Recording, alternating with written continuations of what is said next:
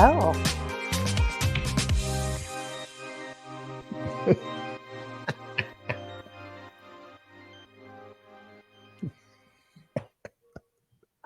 nice busting a move there, Dr. Joey. Sure music. Amazing. I love it. Well, happy CultureCast, everybody. Happy CultureCast Tuesday. Welcome, Dr. Joey. I am Super fired delighted to up. be with you. It's a terrific Tuesday when I get to hang out with you. Oh my goodness. And I love too, dude, that you were just bouncing to the fine tune by my friend Julius Wilder, who Oh, composed wow. it. Right. And I think I Yep. said, dude, we need something for the show. And he's like, let's capture the vibe. And absolutely, it's the vibe, especially for you today. I think you like that little tease that I did around what do car batteries have to do with culture? I'm all Um, charged up. I know, right? And I love this. I love how I think Nicole's already jumped on. Hey, Nicole. And she's like, I'm feeling positive about getting this convo getting started. Pretty Absolutely. amazing.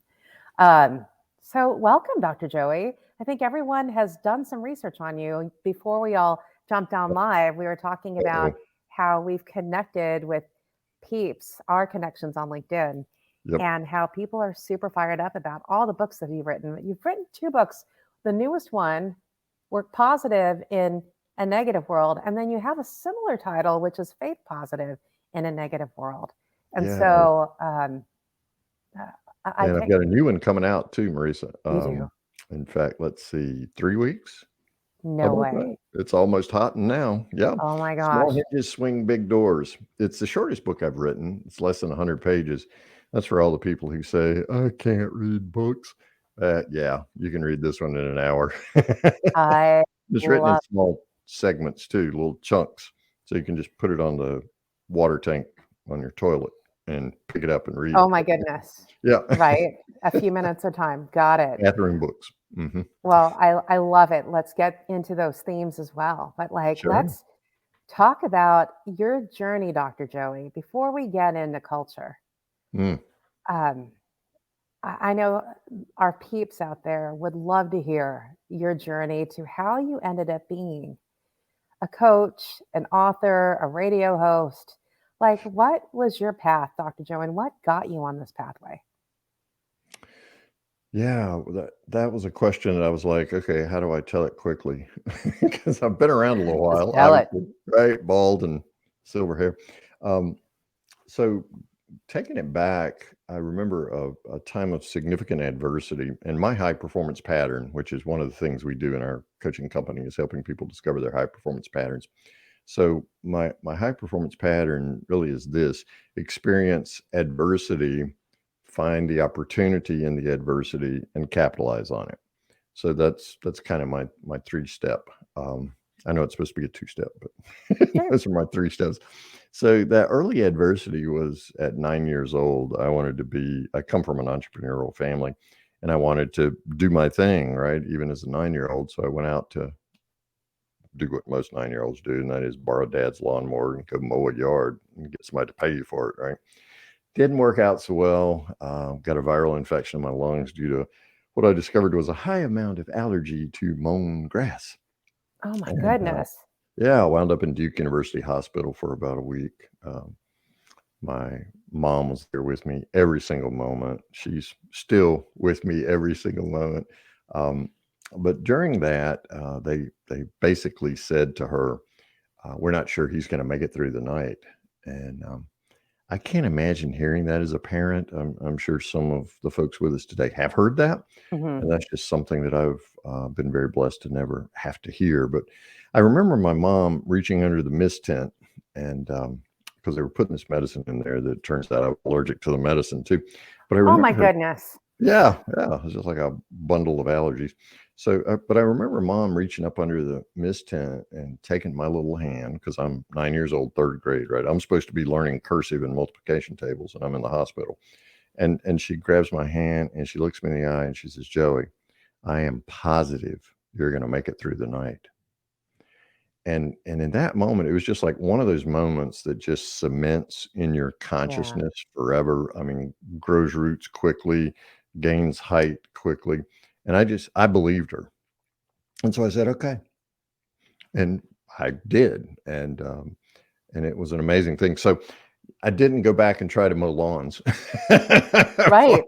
Fortunately, I had the foresight to do that. But instead, in the mailbox came something from the Sales Leadership Club, which was selling inscribed Christmas cards. And so I said, well, this is something I can do. So in August, I grew up in Eastern North Carolina. I sold inscribed Christmas cards, which were a novelty then. Marisa, now Yeah. it's a novelty to get someone's handwriting well, it's a novelty to get a paper card in the mail anyway, but not to have someone's signature in it, right, is a big deal.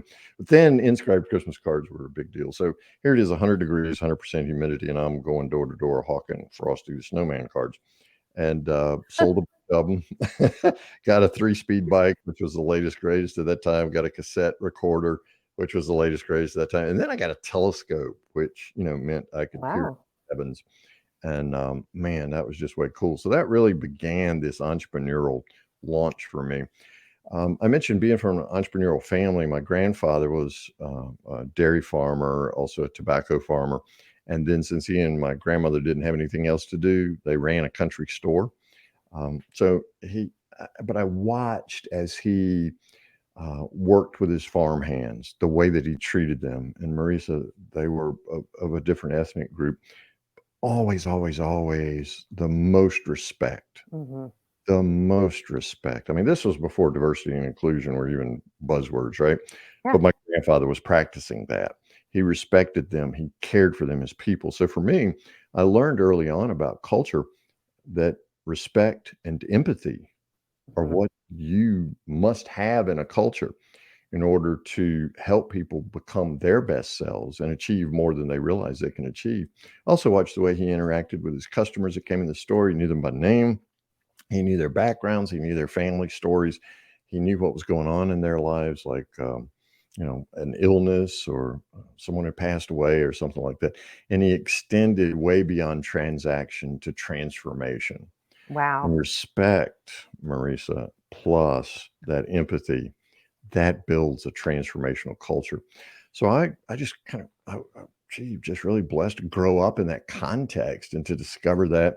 So later, when I was about 17, this was in the mid 70s, there was a lot of economic distress in the country then. You think it's bad now. We were in gas lines for hours just to buy 2 gallons of gas, right? Oh, for like, and then you either had even or odd days, right? Yeah, When you you can buy remember gas. you've read I mean, about I think, yeah, I think yeah. Anyway, Yeah, so I remember all that, and then so Dad's company, the company he worked for, he was a data processing manager, which we had before we had IT directors, right? yeah. And that company went bankrupt. I mean, like we didn't have 7-Eleven; they just shut the doors. So I found myself as a 17-year-old, like, okay, you think you're going to college, but what are you going to do about it? Because now there's not a viable income coming in the house. So uh, I don't know, I meditated over it a lot and just felt compelled to go see Mr. Harper, who started an FM radio station, which was a novelty back then, right? FM radio was just coming on Yeah. in the mid 70s. So he started this 100,000 watt station in the midst of a recession. And so I said, well, people enjoy the way I talk. So I can talk, I can sit down. It's in air conditioning. Yeah. So, I went down there 2 hours later after going down. I had a job. 6 months later, I had the #1 afternoon drive show in that market. Oh my Um, goodness. so just he taught me culture too. And again, Marisa, it was respect and empathy lead to transformation. So I discovered very quickly. Now I could walk you through some radio broadcasting careers and things like that, where I learned the negative side of that, what I call Kevin culture, Ooh, just because, Kevin. yeah, well, I was working with a client and she kept talking about her boss. Sherm Oh, says yeah, yeah, yeah. 57% of all of us leave a job because of a bad boss. Well, hers was horrible. I guess everybody's boss is the worst boss ever, right? When you Right. get on that train. So anyway, she's going on and on and on. And finally I just said, well, instead of calling him the boss, what could I call him? And she said, Kevin.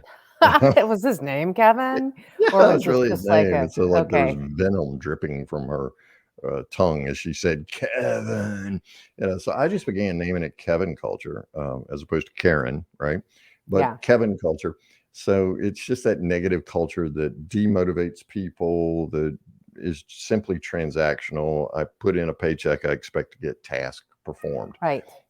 which is the opposite of transformational. So I just became convinced that that's what I wanted to avoid was the Kevin culture, even though for a brief time in my career, I became a Kevin because you do what you know, right? Right. And then I had the foresight and insight to take action on what I remembered from my grandfather and my father and Mr. Harper and others. So I just decided, hey, man, we need to help other people achieve this kind of awareness around respect and empathy, and then align that awareness with their actions, which is a basic coaching process. And so then I was off to the races. Then I discovered, hey, we need a context in which to Yeah. support respect and empathy in this transformation. And so that's when I became a culture architect. Love it.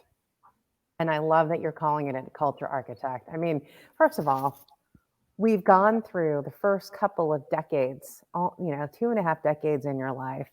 And I have goosebumps still with your mom reaching for your little hand underneath Mm, that tent when you're at the yeah. hospital. And she says to you, I am positive that you're going to make it through the night. Mm, I mean, to me, talk about being 9 and that being a really formative time, especially when you were so sick because you were allergic, et cetera. And then that just puts you on this different path of, doing yes. your hustle as a kid. Yep. But like, I still have goosebumps with that. And I think about, I think this is why I feel so simpatico every time you and I have this conversation, just Mm, about observing life and then the observations and the experiences you've had mm, with your grandfather, mm. right? And the way that he cared for people and people of different cultures. Yes. And early on, you had a role model. And I hear you too. I mean, we shouldn't have to put a label of inclusion and belonging and diversity. I mean, human nature that he taught you was you Yeah. just treat people with respect and Yeah. understand the shoes they're walking in and the life that Yeah. they're leading. And I love that because you've said this many times now, respect plus empathy equals transformation. And it's a Absolutely. transformational culture versus transactional. Yeah. So Mm, that's fascinating to me. Like mm, I see that. I see that, and I think that's the opposite way. I think about, I've told stories to you, and I know some on who are listening in now have heard the stories about me going to the grocery store with my dad. And mm. I was 9, and we Yeah. would go to the grocery store, and Right. back then, you'd write out a check to pay for the groceries, and my dad would, be at the check stand, and we would be paying for the groceries. And this is when we moved outside of Los Angeles, and actually, we were visiting my aunt. She lived outside in a suburb, which we ended up moving to. And so the checker Uh, looks at my dad, and he starts speaking very slowly and yelling at him oh, and essentially just says, that will be $20, whatever, right? Like yeah. whatever it was. So he could Yeah. write out the check. And I'm watching all of this at 9 years old. And I Mm. remember saying to the checker, hey, you don't need to yell at my dad. He understands English. Like I Yeah. don't get Really. this, right? Hey, So he's not I, deaf either. right, I know. I've got mad respect for what you've learned from your grandfather and how he Yeah. treated people, and interacted with them in their store. Mm, And then, you know, you just kind of busting out this radio show. And at the end of the day, it's like it is about culture and how people treat each other mhm. to feel better. So, Absolutely. and then this Kevin culture. I don't know if you can live that down. I mean, Kevin culture. I don't know if there's any Kevins on right now, but oh man. And I know what you We're not mean. talking about you, dude. Yeah, Okay. not the Kevin that's on right now. So it's not you So specifically. Something else, I if I could just allude to yeah. something else quickly, Marisa. Something else my grandfather taught me was what my friend Dr. Bob Johansen refers to as bioempathy. Mm, And that is that respect um, extended beyond human beings. And let me just say that we saw everyone. And this was nouveau for Eastern North Carolina, where I grew up. Okay. I'm just going to say that that was yeah. not the cultural norm. but the respect was for all human beings, but it extended beyond human beings. It extended into nature. So that being a farmer, he understood the cycles of nature and how to treat the soil so that the soil would treat us well and grow the crops that he was intending. Yeah. Tobacco wasn't the best crop to grow, right? But it was a cash crop at the time. But he grew corn and soybeans and things like this. And so I began to understand this rhythm and cycle that we have with the world around us. You know, baseline is all human beings. Hmm. But then how do you care for the dairy cows?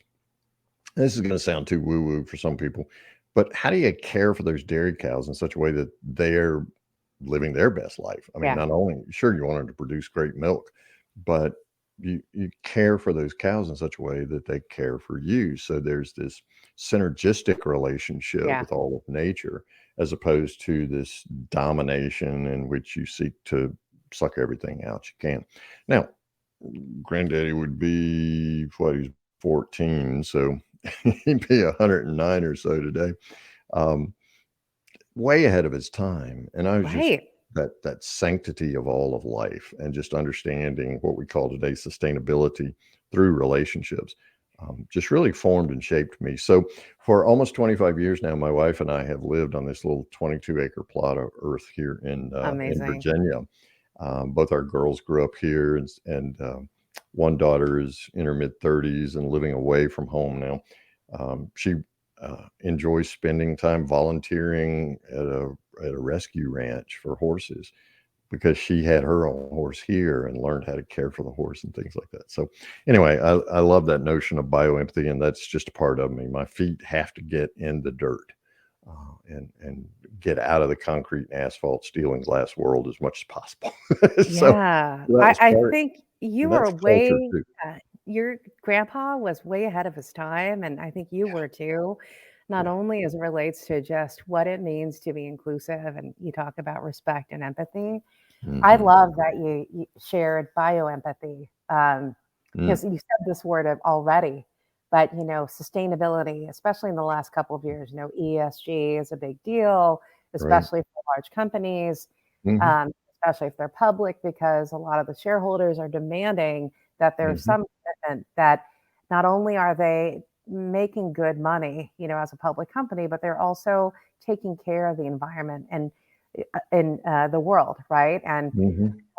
what I thought about was I had the chance to go to Davos this year, so back in January, Hmm. and I had the chance to go speak about, and I called it people sustainability, and Mm, and it is right. not only about how you treat people, but it is about the environment that you're creating for people. And Yeah. when I think about sustainability, it's one step further. It's regenerative. So if you Yeah. think about regenerative farming, and you Hmm. take like yeah, I used to work at a coffee company. I'll just say Right. that. Yeah. And we learned I've heard I something became a about it. Yeah. coffee master. Yeah, and you learned Might a even lot had a about, cup or two this morning yeah, myself oh, great, from that great. brand. Yeah. Yeah. But I think about like the soil and how Hmm. you grow the beans, et cetera. Hmm. And you take this whole notion of regeneration, and then how does that apply to, I'll just broadly say growing people in an organization. Yes. And not Yes. only this generation that exists in an organization, I've also had the fortunate opportunity to work in large hourly populations where Hmm. generations of families actually come and work for these brands. And Hmm. so I feel like, gosh, your grandfather and your observations were so ahead of their time, because only now, Mm. especially after the last 3 years that we've all had as a world, and I Yeah. think especially as it relates to creating culture with, I'd say, work environments, right? And the environment could Hmm. be anything, the Sure. office, could be at home, et cetera. Right. And this whole notion of sustainability and Hmm. keeping intact for people this overall, not only mental but emotional well-being, like Oh, because of yeah. everything that we've Hmm. experienced, as More so. people, and Yeah. and the shared experience of a pandemic a couple years ago, Hmm. right? So Mm. Yeah. way ahead of your time, dude. Well, again, nothing I particularly did. It was just the good fortune of being born his grandson. Oh, wow. And I have a unique opportunity now because up 2 stories in I'm in my home office, home studio. Up 2 stories is a 3.5-year-old granddaughter of mine who's Oh, sleeping, taking her little nap, and so I had the pleasure before we got on of sitting down and reading a book with her. Right, so hey, Marisa, here it is. I'm extending to that next generation yeah. and that same respect and empathy. And I'm a lot better pops than I was a dad. I can assure you that. And I was a great dad. Don't get me wrong, but I'm an even better pops because I'm using that coach approach. How do Yeah. we help her as she inquires of the world? How do I help her continue to raise her awareness? And for me, the fulcrum that on which all this pivots is this amazing opportunity we have daily to transform ourselves from me to we. And when I Love can it. go from me to we, then there's no competition, there's only abundance, and I'm as committed to your success as I am my own, probably more so because I really do believe that when I succeed because I helped you succeed, right? That's And that right. multiplies the joy factor in what we do. So just being able to pass on that transformation from me to we to her, that's way beyond. I want to make sure that we have a good economy while I'm still alive, Yeah.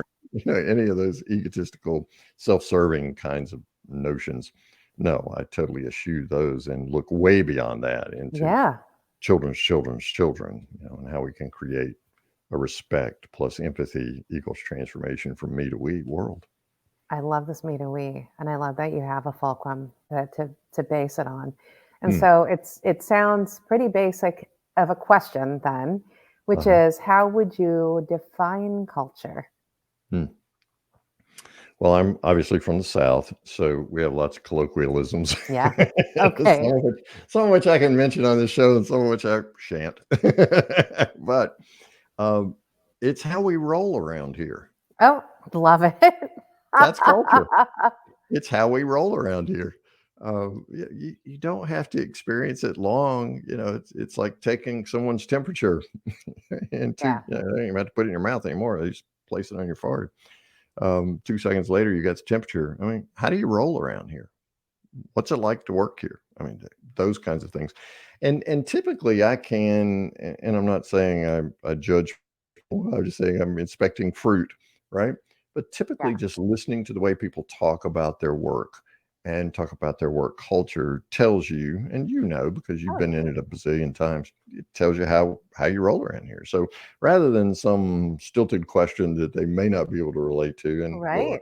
I'm a doctor, I have a doctorate degree, I can use all the academic language you want, but how do we roll around here? Kind of gives people a handle to grab hold of and say, here it is. Yeah. Here it is. And I'd love to add on to your culture definition. It's and actually focus on the word we, right? Mhm. Because it's not me, it's we. Right. And I think what I'm learning in interacting with leaders now, not working specifically inside a company and just advising many other companies, and especially not the leaders, I'll say in the individual Yes. contributors, the employees, don't feel like they have a say in how we roll. Mm, Right? And so they observe and they kind of jump in, and figure out how to get in there and roll with the rest.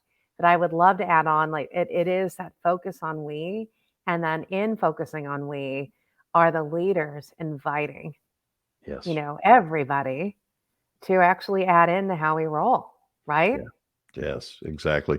And it's so short-sighted when you don't do that, Yeah. because you're just relegating it to what you can do. So I'm retreating back into me, or I'm retreating back into me and the people like me. And look, I understand leadership is visionary. We can't all be haggers, right? We need Yeah. some haggers out there who are pushing us, pulling us, cajoling us to move forward, to look beyond the horizons that everyone else sees. However, there's so much more. And I mean, you know this because you've seen it over and over. You've in fact led this way, at least based on the responses that I've gotten to LinkedIn when people found out I was going to be on this today and how much they love you. There's so much more we can do together when I move out of that insecure, egotistical space of me, Yeah. embrace the we and really make that transformation. It's I think it's a path to profitability. It sounds squishy, it sounds woo woo, but as my friend Larry Levine, author of from the book Selling from the Heart, says, soft skills drive hard dollars. That's right. I totally agree with you. And actually, it's not woo woo.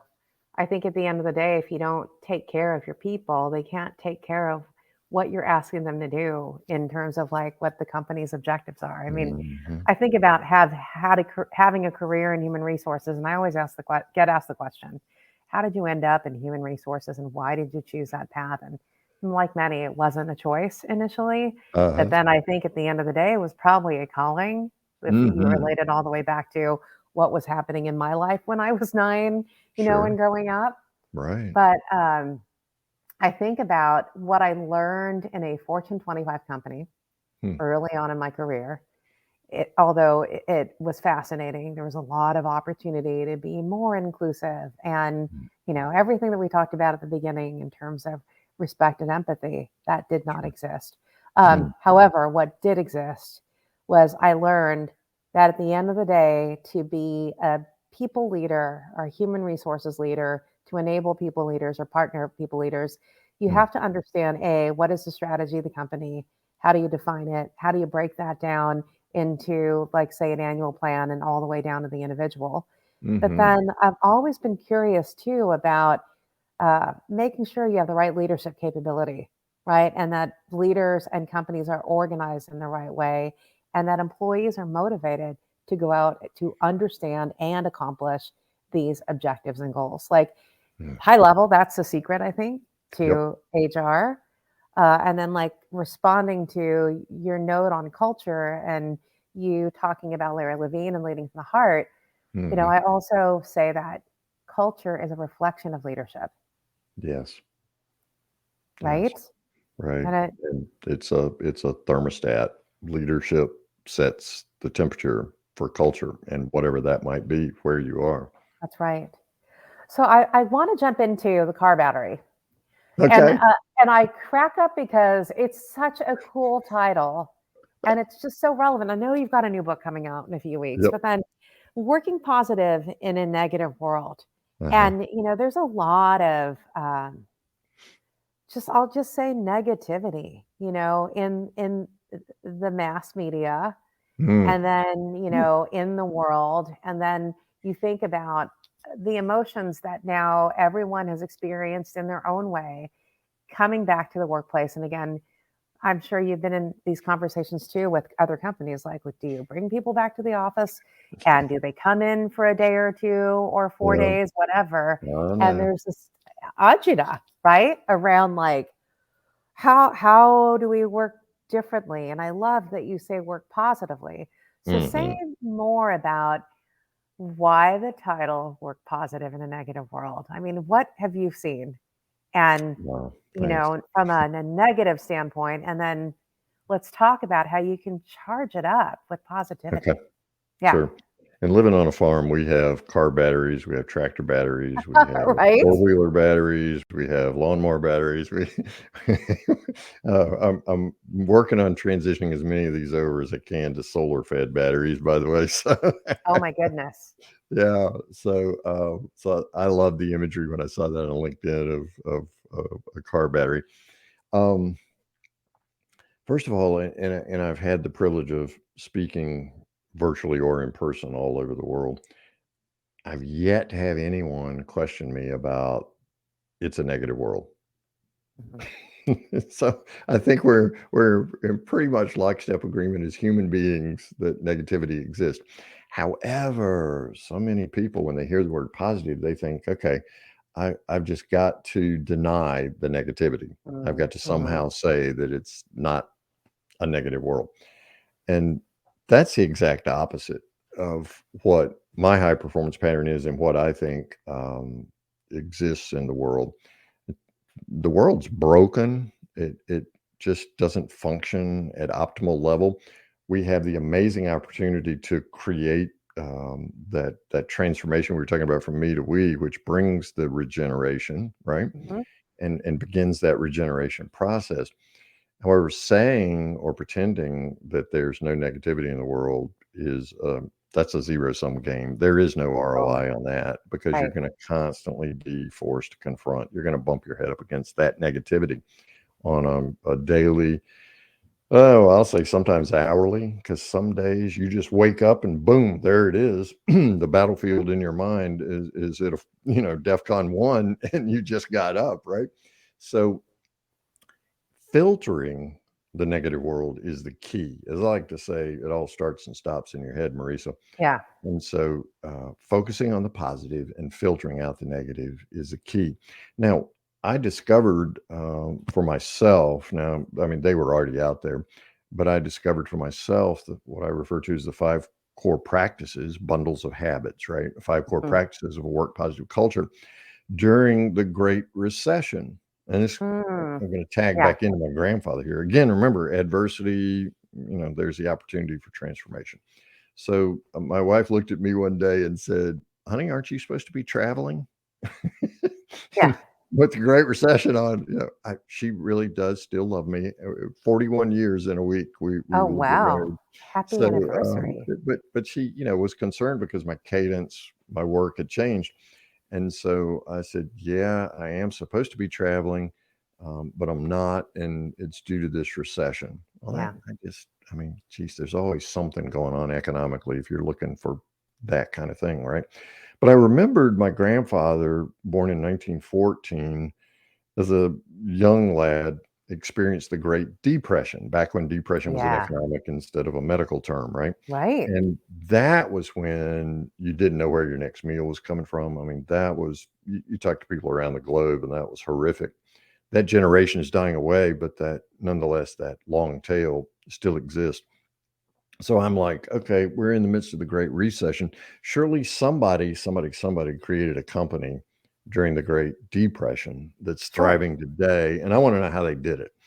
So since I wasn't traveling, I had all this time on my hands. I could research, and so the internet was not quite as high speed as it is today, so it took a little longer, Marisa. But I researched all of these amazing, I call them Great Depression gurus, Sure. these amazing people who overcame adversity, who weren't paralyzed by the fear of what was going on at the time, but who were very heroic, very courageous.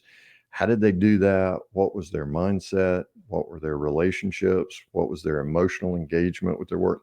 What did they actually do? And then what were the ethics around the results that they Hmm. achieved? Because I Yeah. knew that there had to be some sort of ethical consideration given to what they were doing. And so I found all of these amazing people, and boy, I'm happy to talk about them because they really were amazing people. And these companies continue to thrive today. So I just began Amazing. dissecting their habits, their patterns. What was it they did? And so I began plowing some of that into my own work, and working on my mindset, doing that internal work, working on my relationships, working on myself in regard to those relationships, my Yep. emotional engagement, the actions I was taking, the ethical outcomes that I was pursuing for all of us, we instead of me. And as I did, I began to notice lift even in the midst of a great recession to my work. And I also noticed that other people were interested in it. So podcasting wasn't as Yeah. ubiquitous then as it is now. But I began doing terrestrial radio shows, TV shows, things like that, writing articles, so much so that Entrepreneur Magazine said, "Hey, we want to do a book." So it didn't come out until 2011 because you're in the midst of these Yeah. birthing pangs now. Right. It takes forever Right. to write a book Totally. and get it out there. But in 2011, the first Work Positive in a Negative World book came out. And what I discovered in the intervening years, particularly around the start of the pandemic, was, as you were talking about earlier, the leaders, the C suite, sometimes are disconnected from what's Yeah. going on. Full on. And it's almost like they create an echo chamber for themselves, but they're complicit in that conspiracy to stay in the echo chamber. And so I said, man, we really need to talk about this from a team perspective. So Work Positive and Negative World Team Edition came out in 2020. And that one really accelerates from the mid-level manager to those front-facing teams, as I like to Yeah. call them, the ones who are doing that heavy lifting. And that's when I transform. I don't like to say from top to bottom, but you know what I mean, all Yeah. across the company. And in teams and C-suite, we really can transform around those 5 core practices. Amazing. Um, I love how you talk about, first of all, acknowledging that there is negativity and that everyone that you've interviewed and that you've met Yeah. have said there's no debating that there's negativity in the world. But I think it's all about, you talk about these 5 core practices, and Mhm. it starts with, what I'm hearing you talk about is the internal work, right? So getting your mindset right, getting your Mhm. relationships right, your emotional engagement with Right. others, right? And you talk about ethics too, and what you're accomplishing together. Are there Sure. ethics behind it? I love that it's all in how you choose to respond, Yes. and I think that's kind of what you're sharing. Like there's Mhm. this negativity that's happening in the world. And I think at the end of the day, the work starts with you as a human being and as a leader. And 100%. so I'm just reflecting back with what you're saying. But I Mhm. also would love your opinion. And I know that you and I had some pre-show chat, um, especially coming out of the pandemic, Mm. and with this new generation that's also in the workforce, there's a new level of, I'll just use the word worry, right? Yeah. Like worry and emotion Mm. that I think contributes from acknowledging what's happening in the world and then trying to make sense of what they've lived through, et cetera. What are your thoughts on that? And like as Mm. a leader, whether you're coming from the middle or from the top, how Mhm. do you acknowledge and work with that? Because I think that's the new level of acknowledgement that I think leaders need to have around the emotion that people actually already bring with them, into the workplace. Yes. Mm. Yeah. And I'm so glad to speak to that because Yeah. when I was young and early in my career, there was this artificial division of the self, which I never was quite comfortable with because I knew it was a lie.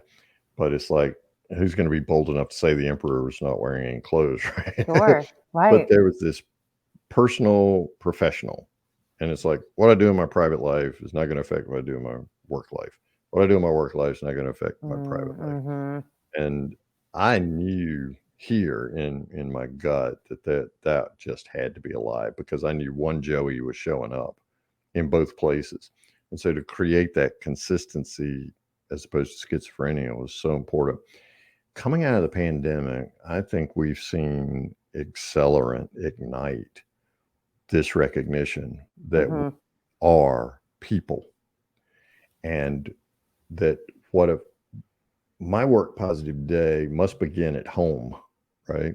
Yeah. Whether I'm walking from the bedroom or bathroom to my home office downstairs, or whether I'm getting on a train, or whether I'm stuck in a commute, um, I'm one person. And so just celebrating that and coming out of the pandemic, we're having better conversations. Now, the adversity that we went through may go through again, right? Yeah. With the pandemic, at what cost does that come? I'm not saying that I would do it all over again for anything in the world. But again, Marisa, every adversity, as Dr. Peel said, every adversity contains within it the seeds of opportunity. So what's the opportunity? Well, the adversity part was really exacerbated, and we're talking about mental health Yeah. at the end of the day. Absolutely. Yep. 30% increase in prescriptions for anti-anxiety and antidepressants. 30% increase. And we were already, well on our way to being a medicated world. But a 30% increase in that. So, I can stand here and wring my hands, this is terrible. Some of the people in my generation or the persons close to my age like to moan about the young Sure. people and the young generation. Um, I never heard my grandfather do that. I saw him investing in young people constantly.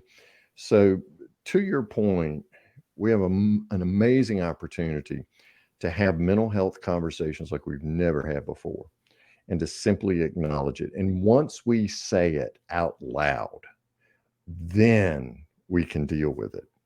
So, giving people the freedom to talk about these things, their fears, their anxieties, whatever it is. Yeah. Here's the baseline, though, that leaders today have got to put into play with true digital natives and Okay. some millennials and some Zs and these true digital natives that are entering the workforce now. Mentor with hope. Mentor with hope. Hope is the missing ingredient. Yeah. And the pandemic certainly finished sucking it out of us, right? But Right. even prior to that, they saw my generation, with the highest divorce rate, the highest rate of bankruptcies, the Yeah. highest rate of addictions. We just didn't do such a good job. So the next generation's slower to marry, slower to have children, in Sure. terms of chronology, rightfully so. And that has trickled right on down to where there's been a loss of hope. And we can Mm, deconstruct and we can lob explosives over artificial walls at each other if we'd like, but that does nothing to restore the human spirit and to tap into the amazing creativity and innovation that all of us have within us, whether it's our mind, our relationships, our emotions, our actions, or our ethical need to be a good steward of who we are and what we're doing with the sure. world, in the world, right? So, mentoring with hope. Hope is that baseline that we've lived through stuff before. Okay, I'm going back to the Great Depression, right? When Sure. we didn't know where meals were coming from, but we figured it out. So, how do you capture a mindset that is rooted in hope that I can transform from me to we? And when I begin that transformation, it really does create hope in all of our lives and in our work. And therefore, I like to think of it as the great redefinition of work. Love I know it. we've had the great resignation, we've had the great regret. Now, we think we can quietly quit. Oh, what? Now we have to loudly quit, right? Yeah. No. All of this adversity is providing an amazing opportunity for the great redefinition of work, in which we cover each other, why we're here, because we're unique. Almost 8 billion of That's us right. now. We're That's unique. right. And what is it that we can do to align our purpose with the company purpose? See a path for belonging and becoming right there, Yep. so that we can move forward in hope that we're going to create a better tomorrow. Oh my goodness. I mean, you've said so much there too. I love what you just said though around what can we do to align our purpose, our personal purpose to what the company's purpose is, and then Mhm. create a place of belonging and becoming. And I think there's something to be said around, especially the last couple of years, where people have taken stock and inventory on, all right, well, what is my purpose? What is my life's calling? Right. And I think that's more forward today in terms of Yes. hearing Thank goodness. generations bring that into the workplace. I Hmm. also love that you're right. I think it is mental health that we're talking about, a mental health conversation. And actually, it's okay to have those conversations. Hmm. And God, a couple of things that you said, I love this. And I know Stephen Jackson had reacted to it like hope is the missing ingredient. I love Yeah. for leaders, for the baseline for leaders, especially with two true digital natives, Hmm. mentor with hope. Hmm. And I love that. And I also think about this generation, especially coming in, where their first interaction, their first true job was, work career Hmm. has been a Zoom environment, right? Yeah. And so you said this already in kind of reacting to my question, and I Uh-huh. say it in a similar way. Like, I think the good news is, too, the world realized, wait a minute, we've got human beings who work at the center of these Yeah. companies and what we do. And I Hmm. think it's humanity, which is the lesson learned for leaders, that it's okay to express that and actually bring that into the culture, Bring it. into the workplace, Hmm. right? Hmm. Yeah, and then I 100%. think the last thing that I've got a reaction to as well, I visited a friend last week in New York, and she's an artist, and Mm. we were just talking about all of her art. I happened to be sitting, I don't know if Vivian, if you're watching, but I'm sitting with Vivian and she was actually painting me. It was pretty Hi, amazing. Vivian. Yeah. And she was just saying, continue having these conversations. And she was fired up about seeing you coming up as a guest. And she said, Ah, one thing that she hopes, and it is mentoring with hope for mhm, this next generation, is this um, emotional maturity and interaction and the maturity that will come with it because mhm. now you're actually socializing with people in real life, not Yeah, just like virtual. Mhm. virtual and then all the fake stuff that might come with it because there's a whole other business around how you might be using yourself as an influencer on other social platforms, I'll just say that, and Mhm. how real that is not. And so I think, I love it. how do you like bring realness into, although, yeah, Authenticity, authenticity? transparency, vulnerability. Exactly. Yes, all those things. Just keeping it real, baby. That's what I Yeah, like to just say. keeping it real and kicking it real, like Mhm. with people. But now it's kind of a thing, which is It wild. is. It is. You've made me think of something, again, back to this 3.5-year-old granddaughter, because she's become a bit of an orbit for me. Um, Oh, so she, looks she goes through all 3-year-olds go through that why stage, and it doesn't matter how creative your answers are or goofy or inadequate your answers are, they're gonna keep asking why, right? So, we did lunch together, and she was gonna go have library time and then go down for a nap with Gigi, and so, she says, "Pops, you go to work?" And I said, "Mhm." oh, And she said, "Why?" Marisa, that question stopped me right there in oh, my okay, tracks. I'm like, I mean, just think about that. yeah, Why do you go to work? And here's this impressionable 3-year-old. What you're about to say is really important, and all these right, answers run through your head. Well, so Gigi can buy you anything you want, honey. That's what I'm yeah, right, right. But no, because I'm realizing I'm forming for her just as my grandfather did for me. I'm forming for her understanding of work. And so we don't want negative connotation around work. We want hope, to Vivian's point, yes, right? And we want to build that emotional maturity that's even as right. young as a 3-year-old. So I said, work is fun and I like to have Oh, fun. And she says, I like fun. I said, yes, you do. And I work. I said, yes, you do. And you know what your work is? Your work is play. oh, And she says, and then we start talking about all the things that she enjoys doing. She showed me a piece of artwork she and Gigi did that morning. She starts talking about amazing. her blocks and things like that. So I'm thinking, that's, and of course, I've studied Jean Piaget. We can talk about the developmental task she was going through there, right? Wow, And yeah, but I mean, how can we capture that joy de vivre from her, right? In yeah, which our work becomes play, becomes fun, as opposed to I owe, so off to work I go. I refer to it as the working dead. oh, That yeah, that's the crowd that needs help, right? And it's just like, oh, Joey, that's too big a mountain to climb. You can't make a difference in that. Yeah, from me to we, right? How are you going to do that? One person at a time. that's right. And it starts with the work. I mean, you've talked about this already. Like, it starts with your work, right? Like getting Totally. your mindset right, working on Mhm. yourself. It starts with Mhm. that, you Mhm. know. Yeah. I totally hear you on that. And Mhm. it's not up to anybody else but to you. It starts with you. At the end of the Yeah. day, yeah. And you said something earlier, uh, about response. Choosing a response as opposed to reacting and returning what you received Yes. is pivotal. You have the opportunity to choose a response, That's right. and you can take your time choosing it.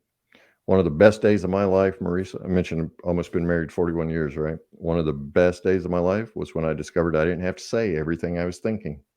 Yeah.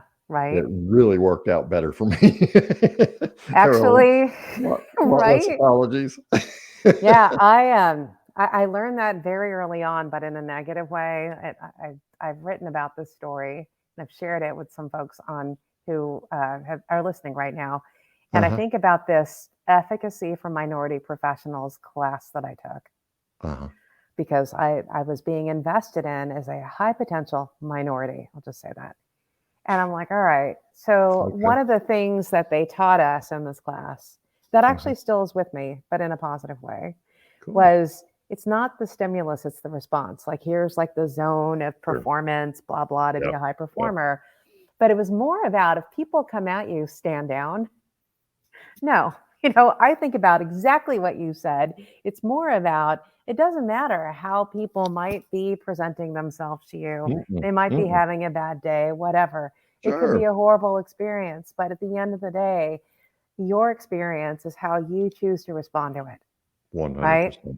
And Mm-hmm. so, yeah, I think that is a lot about culture. I mean, you've already said this too. It's just like how we show up really Mm-hmm. impacts the vibe that's happening. And Oh, so, absolutely. It determines how we roll. My totally. friend Gary Ridge, who was CEO of WD-40 until his retirement within the last year, um, he loves to tell a story of being in a meeting. And if you want to hear him tell a story, because he tells it with an Australian accent, and Oh, it's much more effective. You can go to workpositive.today and just go to our podcast page, and you'll find Gary right there. But he tells this story about being in a meeting, and this one particular fellow is just not himself that day. Let's just say that. sure. And his behavior, he's acting out and what have you, and everybody's kind of looking at each other, like, what's up with him? So after the meeting, Gary invites him for a cup of coffee. So I'm sure it was where you used to work, and so they're headed they're headed out into the parking lot, and Gary Gary comes over to his car and he looks down under his car, the back. He looks under the hood. He opens the trunk lid and looks in the trunk, and the guy says, "Gary, what the hell are you doing?" And Gary looks at him and says, "I'm looking for you, because Oh, the guy that was in that meeting, that's not the you I know and love." oh, ouch. That amazing? But Yeah, how different is that? And then they had a meaningful conversation over a cup of coffee about what had been going on in the guy's life and why it was a bad day. The fellow went back and apologized to his workmates and said, "I'm not at my best. Here's what's going on," which again was authentic and transparent and vulnerable, yeah, which of course released those into the air of that team. And it was refreshing, right? But instead of Gary going to the guy and saying, "Dude, you were horrible in there. Don't ever do that yeah, again." Rah, rah, rah. You yep, see the freedom that comes from the human dynamic that's in right. that environment. That's a response as opposed to a reaction. That's right. It's a response, and it's also about um, keeping it real, right? I mean, you already said Keeping this, it like, real. how do you Right. keep it real? And it's like, I've been looking, where were you in that meeting? And the fact that he was able to give him feedback with empathy, Mm, right? Like, here's how I experienced you. I use that a lot 100%. where they're like, or here's how others have experienced you. And people won't deny it. And they're like, well, I didn't realize that's what they experience. Like, your intent may have Sometimes been there's a different blind from spot, your right? impact, Hmm. right? So Hmm. I love that story with the But I CEO of love you 40. enough, Marisa, and I tell people this all the time, be my friend. Yeah, Come to me and tell me, that's right. "Joey, your fly is open," or or something, Right. just be my friend and tell me, because I do get I do allow myself to get trapped into situations. I do paint myself in a corner, to use a Yeah, common metaphor, and I just need somebody to reach in there and acknowledge, "Hey, I see your discomfort. What can I do to help?" I love you that's enough right. to acknowledge that to you. And It's that's respect plus empathy equals that I transformation, love it. right? No, I think it's that theme all the way throughout. Mm, I know we only have a few minutes left. I want to okay, get some high level themes with your upcoming book. What okay. should everyone get excited about in your new 100-page book? Yeah, exactly. I think it comes in around 98, so Okay. I'm pretty darn close to 100 there. The title is Small Hinges Swing Big Doors. It releases September 19. It's a series. I'm convinced, because I learned it when we were renovating the horse barn here. I thought, with these amazing, big, huge doors into these stalls, I got to have amazing, big, huge hinges. And so I went to the hardware store and I said, "Okay, dude, here's what I need. I'm sure I'm going to need a huge hinge." He said, Not really. I've got this really strong hinge here. And he showed it to me, and I looked at it. And I was underwhelmed by the hinge. And I Mm-hmm. said, no, this is not going to work. I told you how much that door weighs and what have you. He said, yeah, but you told me the opening and how much it weighs. And he just looked at me and he said, Dr. Joey, small hinges swing big doors. Oh my goodness. And at that point, I that just stuck with me. And so again, we need haggers in the world, but for the rest of us, we can do one thing today to create a positive work culture right where we are. And that's the genesis of this book. What's a small hinge that I can do today I that's love going to it. swing big doors? So I take the 5 core practices in there, and each core practice has a set of small hinges. It's short, easy things to read. You can read a little bit each day and just go do that one thing that day. It also introduces you to the Small Hinges Swing Big Doors course, which also launches September Okay. 19th. And I've got guys like Dr. Bob Johansson that I mentioned earlier, Joe Sacchetti, who was an Army Ranger. I mean, how many Army Rangers do you know who would write a book called Guts, Smarts, and Love? I don't Wow. know too many Army Rangers who talk about love. Mitchell Levy, Yeah. Credibility Nation, is in the house. And so we talk about lots of great stuff with him. David Friedman, Culture by Design, Yes. also a culture architect. Yes. He's got a module in there. And then my good friend Jim Palmer, we talk about that final core practice, the ethical one, and it's serve first. And Mm-hmm. so there's 44 videos, I think there is in that course. Amazing. You get a copy of 3 of Bob's books, and then the rest of us contribute a book. So you get a box of books from us. It's an amazing course because I'm convinced in order to achieve our goals that you and I have talked about today, it takes each of us doing one thing Yeah. a day to create that positive work culture. So small hinges swing big doors.